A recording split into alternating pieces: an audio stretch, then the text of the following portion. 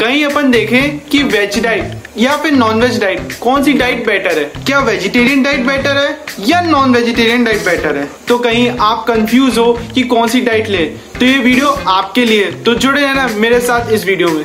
कहीं अपन इंडिया की हिस्ट्री के बारे में जाने वेज और नॉन वेज के प्रति। 19th सेंचुरी में नॉन वेज का कंजप्शन बहुत ही कम था, लेकिन जैसे ही 20th सेंचुरी की रनिंग हुई स्टार्ट हुआ, नॉन वेज का कंजप्शन रैपिडली इंक्रीज होने लगा, उसी तरह वेज का इंटेक कम होने लगा। तो आज इंडिया उनमें से ऐसी टॉप लिस्ट में है जहां पे नॉनवेज का कंजप्शन बहुत ही ज्यादा है, और अराउंड 1 से 2% लोग इंडिया की पॉपुलेशन में जो सिर्फ वेगन डाइट फॉलो करते हैं। अब वेगन डाइट क्या होती है? वेगन डाइट वो डाइट होती है जो पूरी तरह से डील करती है जिसमें कोई भी एनिमल से मिलने वाला प्रोडक्ट यूज ना हुआ, मतलब कोई भी चीज एनिमल से एक्सट्रैक्ट ना की गई हो। वेगन डाइट में आते हैं जैसे अपने हनी, मिल्क, घी, एग्स और ऐसे बहुत सारी चीजें भी। तो अपनी बॉडी के लिए भाई कौन सी डाइट सबसे बेहतर होगी, वेज डाइट की नॉन वेज डाइट? कहीं अपन मॉडर्न साइंस के नजरिए से देखें, meat, chicken, fish, pork, beef etcetera ज्यादातर लोग इसलिए कंज्यूम करते हैं क्योंकि उनको अपना प्रोटीन रिक्वायरमेंट फुलफिल करना होता है। जैसे बॉडी बिल्डर, एथलीट्स, इन सबको अपना प्रोटीन इंटेक पर डे के अकॉर्डिंग फुलफिल करना होता है, इसलिए ऐसे सोर्सेज को कंज्यूम करते हैं जो हाई अमाउंट ऑफ प्रोटीन होता है। दूसरी तरफ कहीं अपन नॉन वेज डाइट में बात करी जाए तो इनमें पाए जाते हैं 9 इंपॉर्टेंट अमीनो एसिड्स जो आपकी बॉडी के लिए बहुत ज्यादा इंपॉर्टेंट होते हैं बॉडी बिल्डिंग प्रोसेस के लिए। साथ में कहीं अपन दूसरी तरफ देखें तो इनमें कुछ इंपॉर्टेंट विटामिन एंड मिनरल्स भी पाए जाते हैं जो आपकी बॉडी के लिए बहुत ही ज्यादा एसेंशियल है। जैसे विटामिन B12 बहुत ही ज्यादा हेल्पफुल होता है आपकी बॉडी बिल्डिंग के लिए। और जो नॉर्मल बंदे लोग होते हैं उनका प्रोटीन इंटेक होता है 0.8 ग्राम पर kilogram of your body weight, और जो बंदे लोग सोच रहे हैं कि उनको मसल बिल्डअप करना है, बॉडी बिल्डिंग करना है, उनका प्रोटीन इंटेक होता है 1.5 से 2 ग्राम पर kilogram of your body weight जितना होना चाहिए। मतलब इनको इतना प्रोटीन कंज्यूम करना है पर डे। लेकिन अफसोस एनिमल डाइट को उतना इफेक्टिव नहीं बोला गया है क्योंकि इसमें कुछ ऐसी चीजें हैं, कुछ कमी है, कुछ इसके डिसएडवांटेज है जो वो पूरी तरह से फुलफिल नहीं कर पा रही और वो अपने एनवायरनमेंट को भी बहुत ज्यादा इफेक्ट करती है। तो चलिए मैं बताता हूँ, क्योंकि इसकी सम ऑफ द मेजर प्रॉब्लम जो आपकी बॉडी को हार्म करती है, नुकसान करती है, जैसे कैंसर रिलेटेड प्रॉब्लम को वो इंक्रीज करता है, बढ़ाता है। अब जैसे कैंसर रिलेटेड प्रॉब्लम जो है वो कौन सा सोर्स लाता है, वो है अपना रेड मीट। रेड मीट जो होता है रिस्पॉन्सिबल होता है आपका कैंसर जैसी रिलेटेड प्रॉब्लम को बढ़ाने में। On the other hand veg diet को सबसे अच्छी और न्यूट्रिशन डाइट माना गया है। बहुत सारे साइंटिस्ट ने रिसर्च भी करी और कहा कि वेज डाइट सबसे हेल्दी और अच्छी डाइट है। अब आपको एक फैक्ट की बात बताऊं, कहीं आप नॉन वेज डाइट कंज्यूम नहीं करते हो तो आप अराउंड 50 लाख मौतें को अपन टाल सकते हैं। अब अपन फिर से थोड़ा पास में चलते हैं। One of the most famous book of Hinduism that is Bhagavad Gita.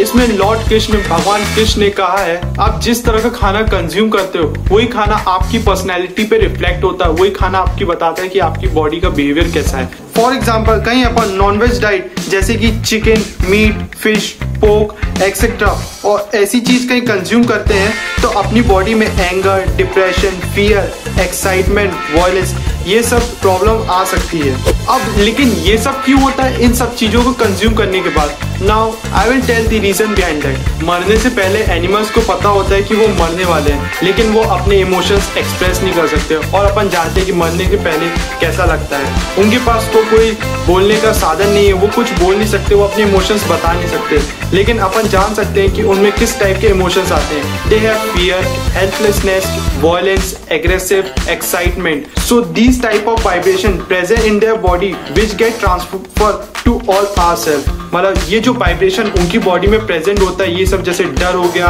घबराहट, बेचैनी, एग्रेसिव होना, ये सब वाइब्रेशन जब उनमें प्रेजेंट होता है वही वाइब्रेशन अपनी बॉडी में ट्रांसफर हो जाता है जब अपन उस चीजों को कंज्यूम करते हैं। मैंने ऐसे बहुत सारे केसेस देखे, ऐसे बहुत सारे रिजल्ट्स देखे जो बंदे लोग अपना वेज का कंजम्पशन बढ़ा देते और नॉन वेज का अपनी लाइफ से थोड़ा कम कर लेते या फिर पूरी तरह से एबॉलिश कर देते, उनकी लाइफ में कुछ अलग फॉर्म, एक अलग वर्जन दिखाई देगा।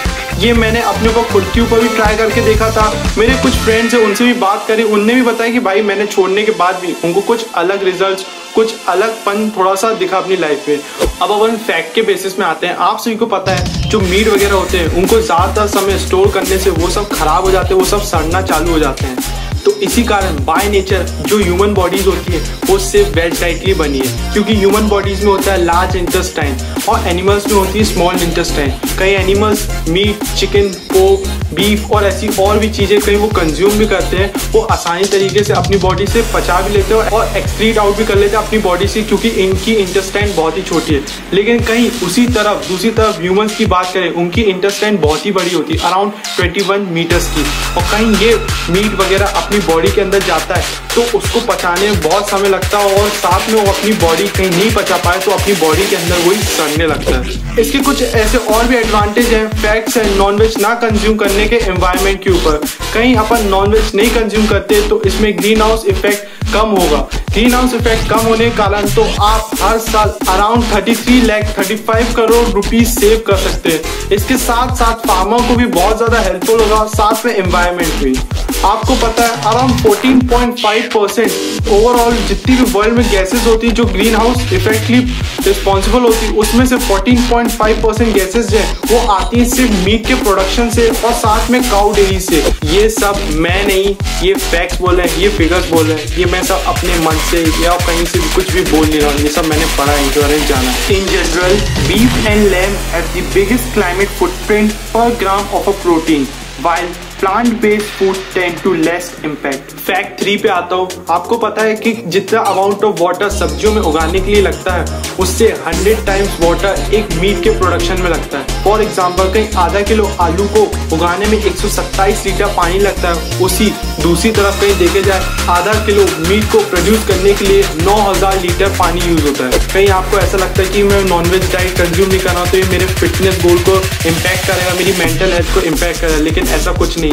मैं आपके सामने कुछ ऐसे एग्जांपल्स रख देता हूँ जो बहुत ही ज्यादा होशियार भी थे, बॉडी बिल्डर भी थे, जिन लोग ने अपनी लाइफ में नॉनवेज का कंजप्शन नहीं करा, उनकी लाइफ तब भी हेल्दी और बेटर रही और अपने गोल को अचीव भी कर सके।